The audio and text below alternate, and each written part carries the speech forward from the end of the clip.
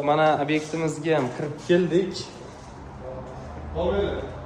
Assalomu alaykum. Aka, siz charchamayapsizmi? Assalomu alaykum. Siz charchamayapsizmi? Ish jarayonlari ketyapti. Charchamayapsizmi aka? Hop. Bu yerda ancha chiroyli ham ixcham qilib qo'yishgan ekan lekin. Endi bu ofis qurilayotgan shunaqa konditsioner bo'ladi. Shu xudo xolisi shuni ustiga salishni qo'yamiz. Xudo xolisi salishni podokонник joylarni ham yopadi. Da. Shu akvaryumlarni tagigacha xudo xolisi kiradi.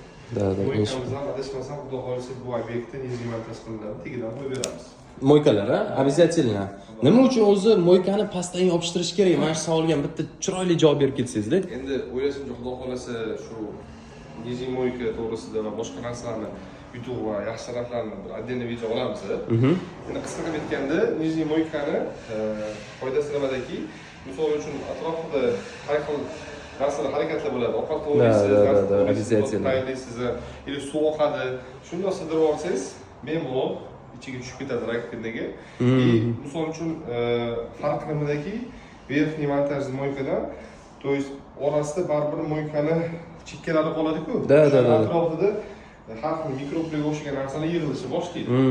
То есть vaqt bilan kelib gashingizni ham keltiradi va o'ziga yarasha gigienaga ham mos kelmaydi. To'g'ri kelmaydi. Обязательно agar oshxona remontini boshlagan bo'lsanglar, mo'ykani pastdan qilinglar.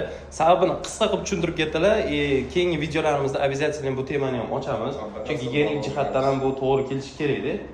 Talablarga javob berish kerak. Inshaalloh keyingi videolarda yana to'liqroq tushuntirib beramiz. Bu yerlarga zonasi zo'r ekan. Mana taka oynalarni ham tozalashsa, mana bu yerda ovqatni qilib, sabzini to'g'rab, oynadan manzarani ko'rib o'tirishar ekanda.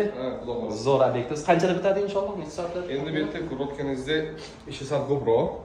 Podokонникka tagiga kiradi. Bu atrofini mana строительный skochlar bilan yopib, mana oldindan qilingan narsa materiallarga zarar tegmasligi uchun. Da. Bosh uстановkasi paytida taxminan xudo xolisi bu obyektimizga o'xshab ishi juda ko'p emas. 3-4 soat. Taxminan 3-4 soatda. 3-4 soatlarda inshaalloh bu obyektimiz ham bitib qoladi. Xudo xolisi.